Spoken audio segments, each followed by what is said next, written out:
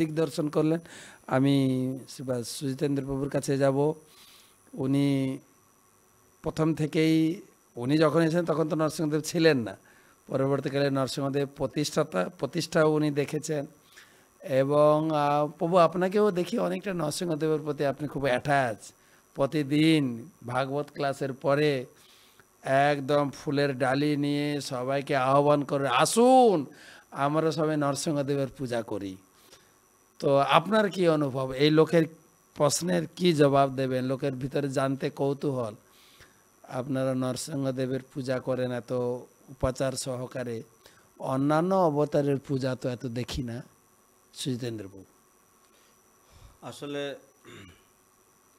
এটি তো মায়াপুর ধাম। তো সনাতন গোপালপ্রভু মায়াপুর ধামের যে পূর্ব ইতিহাস বললেন, যে এখানে ভগবান চৈতন্য মহাপ্রভু তিনি সংকীর্তন আন্দোলন শুরু করেছিলেন এবং সেই সংকীর্তন আন্দোলনে যখন বাধা বিঘ্ন এসেছে তখন ভগবান নৃসিংহদেব তিনি অবতীর্ণ হয়েছেন ভক্তের বাধা বিঘ্ন দূর করার জন্য, ভক্তকে সেই বিশ্বাস বা আত্মবিশ্বাস প্রদানের জন্য যে আমি আছি এবং আমি আমার ভক্তকে রক্ষা করি। ভগবান গীতায় বলেছেন নমে ভক্ত প্রণশ্যতি। তো সেই যে আমি যে আমার ভক্তের রক্ষক, আমি যে আমার সংকীর্তনের যে রক্ষক, সেই ভূমিকায় ভগবান বারংবার দর্শন দিয়েছেন। তো আমরা যদি আমাদের আচার্যদের যদি কথা যদি আমরা যদি স্মরণ করি, তো এই নবদ্বীপ ধামের মধ্যে অনেক ভগবানের অবতারদের লীলাক্ষেত্র রয়েছে এবং বিশেষ করে যখন ভগবানের লীলাক্ষেত্র নৃসিংহপল্লী বা দেবপল্লী রয়েছে, সেই দেবপল্লীতে যখন শিল ভক্তিবিনোদ ঠাকুর গিয়েছেন, শিল ভক্তিবিনোদ ঠাকুর হচ্ছেন আমাদের পূর্বতন আচার্য এবং আমাদের পরম গুরুদেব, ইস্কনের প্রতিষ্ঠাতা শ্রী শ্রীমৎ অভয়চরণারবিন্দ ভক্তিদান্ত স্বামী প্রভুপাদ। শিল প্রভুপাদের গুরু মহারাজের পিতা হচ্ছেন শিল ভক্তিবিনোদ ঠাকুর। শিল ভক্তিবিনোদ ঠাকুর খুব সুন্দরভাবে কেন বৈষ্ণবরা নৃসিংহ পূজা করেন সেই বিষয়ে উনি নবদ্বীপ ভাব তরঙ্গে উনি উল্লেখ করেছেন এবং সেই শ্লোকগুলি এরকম, আপনি শোনান সবাই। এ দুষ্ট হৃদয়ে কাম আদি রিপু ছয়, কুটিনাটি প্রতিষ্ঠা আশা স্বার্থ সদা রয়। তো আমাদের হৃদয়ে কি আছে না, কাম ক্রোধ লোভ মোহ মদ মাৎসর্য ইত্যাদি এই ষড়রিপু রয়েছে। তো আর এগুলি অত্যন্ত শর্ট মানে এরা অত্যন্ত চতুর এবং এদের ইচ্ছা বা এদের মনোভাব হচ্ছে খুবই খারাপ। এরা আমাদেরকে ভুল পথে, আমাদেরকে বিপদগামী করার জন্য সদা সর্বদা প্রয়াস করে চলেছে। তো সেই জন্য ভক্তিবিনোদ ঠাকুর প্রার্থনা করছেন যে হৃদয়ে শোধন আর কৃষ্ণের বাসনা, নৃসিংহ চরণে মোর এই তো কামনা। তো ভক্তিবিনোদ ঠাকুর বলছেন যে আমি আমার হৃদয়কে শুদ্ধ করতে চাই। এই ষড়রিপু, এই যে কাম ক্রোধ লোভ মোহ মদ মাৎসর্য, ভগবান নৃসিংহদেব তিনি যে উগ্র রূপ ধারণ করেছেন এবং আমার হৃদয়ের মধ্যে অসুরে বাসা বেঁধেছে এবং সেই অসুরে বাসা বেঁধেছে বলে সেই জন্য আমি সেই অসুরের যে প্রভাবে প্রভাবিত হয়ে আমিও আসরিক আচরণ করছি, আমিও ভগবত বিদ্বেষীর মতো আচরণ করছি। সেই জন্য ভক্তিবিনোদ ঠাকুর প্রার্থনা করছেন যে আমার হৃদয়ে শোধন করুন ভগবান, হৃদয়ে শোধন আর কৃষ্ণের বাসনা, নৃসিংহ চরণে মোর এই তো কামনা। কান্দিয়া নৃসিংহ পদে মাগিব কখন, নিরাপদে নবদ্বীপে যুগল ভজন। ভক্তিবিনোদ ঠাকুর তিনি রাধা কৃষ্ণের উপাসক, আমাদের আচার্যগণ রাধা কৃষ্ণের উপাসক।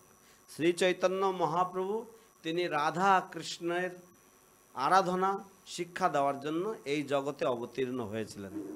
তো চৈতন্য মহাপ্রভুর সম্বন্ধে যখন বলা হয় তখন বলা হয় আরাধ্য ভগবান ব্রজেশ তনয়স তদ্ধাম বৃন্দাবনম, রম্যা কাচিদ উপাসনা ব্রজবধূ বর্গেন যা কল্পিত। তারপরে শ্রীমদ্ ভাগবত তম পুরাণম অমলম প্রেমা পুমর্থ মহান শ্রী চৈতন্য মহাপ্রভুর মতমিদম তত্রাদর না পর। তো শ্রী চৈতন্য মহাপ্রভু এই জগতে অবতীর্ণ হয়েছেন। তিনি যে ব্রজবধূ বর্গেন যা কল্পিতা, কিভাবে রাধাকৃষ্ণের পূজা না, ব্রজবধূগণ যেভাবে উপাসনা করেছিলেন, হ্যাঁ, প্রেম ভাবে যে তারা উপাসনা করেছিলেন, সেই প্রেম ভাবে কিভাবে উপাসনা করা উচিত সেই শিক্ষা দেওয়ার জন্য শ্রীমান মহাপ্রভু অবতীর্ণ হয়েছিলেন। আর শিল ভক্তিনাথ ঠাকুর বলছেন যে নিরাপদে নবদ্বীপে যুগল ভজন, আমি যেন নিরাপদে নবদ্বীপে যুগল ভজন করতে পারি। কিভাবে নিরাপদ হতে পারবো না, যদি এই যে আমার যে অন্তরের মধ্যে যে অসুর রয়েছে, হ্যাঁ, এই অসুরেরা যদি উপদ্রব না করে তাহলে আমি নিরাপদে রাধা কৃষ্ণের উপাসনা করতে পারবো। সেই জন্য উনি বলছেন কান্দিয়া নৃসিংহ পদে মাগিব কখন নিরাপদে নবদ্বীপে যুগল ভজন, ভয় ভয় পায় যার দর্শনে সে হরি। এমনকি ভয় স্বয়ং, ফিয়ার পার্সোনাফাইড, অর্থাৎ যমরাজ স্বয়ং যাকে ভয় পান, এই জগতে সমস্ত জীব তারা যমরাজের ভয় করেন। হ্যাঁ, ভয় করতে বাধ্য। হ্যাঁ, ভয় করতে বাধ্য, কারণ বলে কি যে অ্যাজ শিওর অ্যাজ ডেথ, মানে আপনি ভগবানের সত্যতা আপনি স্বীকার করতে পারেন কি না পারেন সেটা আপনি এখন বাহাদুরি করতে পারেন, কিন্তু there is one thing that is Sure. the ultimate truth for sure, and that is your death. Everyone who is born in this world, যারা এই জগতে জন্মগ্রহণ করেছেন তাদের সকলকেই একদিন না একদিন মৃত্যুর মুখোমুখি হতে হবেই। অতএব সেই যম, এমনকি যাকে ভয় করেন, সেই যমেরও যিনি যম স্বরূপ, হ্যাঁ, ভয় ভয় পায় যার দর্শনে সে হরি, প্রসন্ন হইবে কবে মোরে দয়া করি। হ্যাঁ, তিনি কবে আমার প্রতি প্রসন্ন হবেন এবং আমাকে দয়া করবেন। হ্যাঁ, যদ্যপি ভীষণ মূর্তি দুষ্ট জীব প্রতি প্রহ্লাদাদি কৃষ্ণ ভক্ত জনে ভদ্রবতী। এখানেই ভগবান, যদিও তিনি উগ্ররূপ, সে ভক্তিবিনোদ ঠাকুর তিনি বর্ণনা করছেন যে ভগবানের আমরা উগ্ররূপ দেখি, সেই উগ্ররূপ হচ্ছে আমাদের কাম ক্রোধ লোভ মোহ মদ মাৎসর্যরূপী যে অসুর, সেই অসুরদের প্রতি ভগবান উগ্ররূপধারী। কিন্তু প্রহ্লাদাদি কৃষ্ণ ভক্ত জনে ভদ্রবতী, প্রহ্লাদাদি কৃষ্ণ ভক্তের কাছে ভগবান অত্যন্ত স্নেহময় ভক্তবৎসল। তাই হ্যাঁ, ভক্তিবিনোদ ঠাকুর আরও গাইছেন কান্দিয়া নৃসিংহ পদে প্রহ্লাদাদি কৃষ্ণ ভক্ত জনে ভদ্রবতী, কবে বা প্রসন্ন হয়ে সকৃপ বচনে নির্ভয় করিবে এই মূঢ় অকিঞ্চনে। আমি নিষ্কিঞ্চন, আমি অধম, আমার ভগবানের কৃপা ছাড়া আমাদের আর কোনো উপায় নেই। এই রকম ধরনের যে অকিঞ্চন, আমি যে দরিদ্র, তো আমাকে কবে ভগবান কৃপা করবেন। হ্যাঁ, তো নির্ভয় করিবে এই মূঢ় অকিঞ্চনে, স্বচ্ছন্দে বৈষহে বৎস শ্রী গৌরাঙ্গ ধামে, যুগল ভজন হৌ রতি হৌ নামে। হে বৎস, তুমি স্বচ্ছন্দে, তুমি সুখে শান্তিতে এই ধামে বসবাস করো। হ্যাঁ, এবং এই ধামে থেকে তুমি যুগল ভজন করো, এবং যুগল ভজনও তোমার যুগল ভজন যেন সার্থক হয়, এবং তোমার নামের প্রতি, ভগবান নামের প্রতি তোমার জন্য রতি উদয় হয়। ভগবান সেই আশীর্বাদ করছেন, ভক্তকে সেই আশীর্বাদ করছেন। তো এই জন্যই আমরা ভগবান নৃসিংহদেবের পূজা করি। হ্যাঁ, যুগল ভজন হৌ রতি হৌ নামে, মম ভক্ত কৃপা বলে বিঘ্ন যাবে দূর, শুদ্ধ চিত্তে ভজ রাধা কৃষ্ণ রসপুর। তুমি শুদ্ধ চিত্তে রাধা কৃষ্ণ, যারা হচ্ছেন অমৃত রসের আধার বা দিব্য আনন্দের আধার, সেই রাধা কৃষ্ণের তুমি সেবা করো, এবং আমার ভক্তের কৃপার ফলে তোমার সমস্ত বাধা বিঘ্ন দূর হয়ে যাবে। তো ভগবান নৃসিংহদেবের এই হচ্ছে আশীর্বাদ।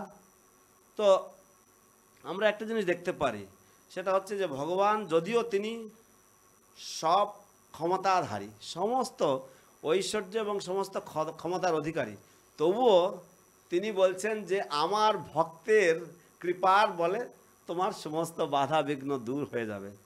তো সেই জন্য ভগবানের যে, যদিও তিনি উগ্র রূপ ধারণ করছেন, আমাদের আচার্য খুব সুন্দরভাবে ব্যাখ্যা করছেন যে তিনি অ্যাকচুয়ালি উগ্র রূপ ধারণ করছেন, আর যেহেতু উগ্র রূপ, সেই জন্য যারা কৃষ্ণের প্রতি প্রতিকূল, তাদের কাছে উনি উগ্র রূপ, তাদের কাছে উনি সেই ভয়ঙ্কর রূপ। হ্যাঁ হ্যাঁ, ভয়ঙ্করম, তিনি যে ভয়ঙ্কর যে তার রূপ। উগ্রং বীরং মহাবিষ্ণু মহাবিষ্ণুম জ্বলন্তং সর্বতোমুখম নৃসিংহং ভীষণং ভদ্রম মৃত্যুমেত্যম। তিনি ভয়ঙ্কর যে তার যে জ্বলন্ত ভয়ানক যে রূপ। ভীষণ হ্যাঁ। কিন্তু ভদ্রম।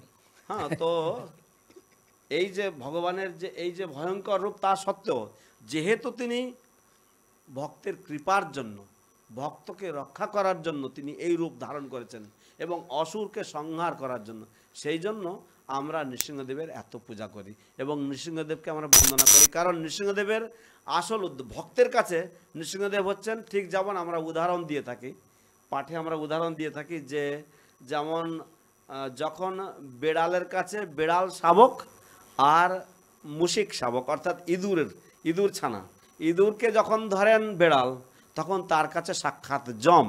কিন্তু আবার সেই একই মুখে যখন বিড়াল তার নিজের শাবককে তুলে নেয়, তখন সেই বিড়াল শিশু সেই জায়গায় সে সবসময় থাকতে চায়, কারণ তার কাছে সে একেবারে অতি পরমানন্দের স্নেহময় তার মাতার কাছে সে রয়েছে, সেরকম ধরনের তার মনোভাব।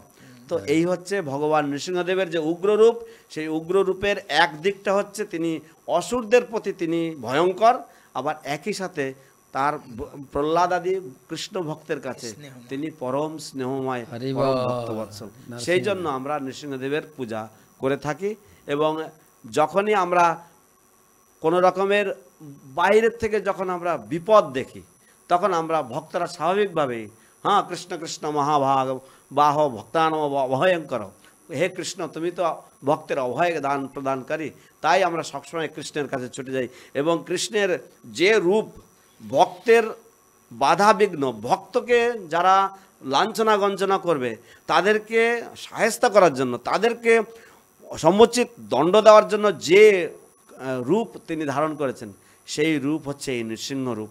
এই জন্য ভগবানের ভক্তরা অতি সহজেই এবং অতি অনায়াসে এবং অত্যন্ত স্বাভাবিকভাবে তারা ভগবানের এই রূপের স্মরণ করেন এবং এই রূপের উপাসনা করেন। এবং আরও যদি আমরা আচার্যদের, আমাদের জয়দেব গোস্বামী তিনি যখন গীত গোবিন্দ রচনা করলেন, গীত গোবিন্দের প্রথম শ্লোক, গীত গোবিন্দ হচ্ছে আমরা জানি যে কৃষ্ণের প্রেম লীলার সম্পূর্ণ বর্ণনা রয়েছে জয়দেব গোস্বামীর রচনায়। কিন্তু তিনি প্রথম শ্লোকটি যেটা রচনা করেছেন, সেই শ্লোকটি হচ্ছে বেদান উদ্ধরতে জগন্তি বহতে ভূগোলমুদ্বিভ্রতে দৈত্যম দারায়তে। এই দৈত্যম দারায়তে অর্থাৎ যিনি দৈত্যকে, অর্থাৎ হিরণ্যকশিপু দৈত্যকে যিনি দমন করেন, তো এই নৃসিংহ রূপে। তো এই দৈত্যম দারায়তে বলিম ছলায়তে ক্ষত্রক্ষয়ম কুর্বতে পৌলস্ত্যম জয়তে। পৌলস্ত্যম হচ্ছে যিনি পুলস্ত্য মুনির বংশধরকে যিনি পরাজয় করেছিলেন, তো সেই রাবণকে যিনি পরাজয় করেছিলেন। পৌলস্ত্যম জয়তে হলম কলয়তে কারুণ্য মাতন্বতে ম্লেচ্ছান মূর্ছয়তে দশাকৃতি কৃতে। দশাকৃতি কৃতে কে? কৃষ্ণায় তুভ্যম নমঃ। ভগবান শ্রীকৃষ্ণই এই দশবিধ রূপ ধারণ করেছিলেন, এই সমস্ত অবতরণ করেছিলেন, সেটার জন্য সেই জন্য তিনিও তার যে দশাবতার স্তোত্র, প্রতিটি শ্লোকেই তিনি বলছেন কেশবধৃত, অর্থাৎ কেশব, ভগবান কেশব, হরি, তিনি এই রূপ ধারণ করেছেন। কেশবধৃত নরহরি রূপ, কেশবধৃত হলধর রূপ, কেশবধৃত দাশরথী রূপ। এইভাবে প্রত্যেকটা শ্লোকের শেষে তিনি সবাইকে মনে করিয়ে দিয়েছেন অ্যাকচুয়ালি উনি যে নৃসিংহ রূপ ধারণ করেছেন, কিন্তু অ্যাকচুয়ালি উনি হচ্ছেন সেই আমাদের পরমারাধ্য কৃষ্ণ। জয় হরে কৃষ্ণ।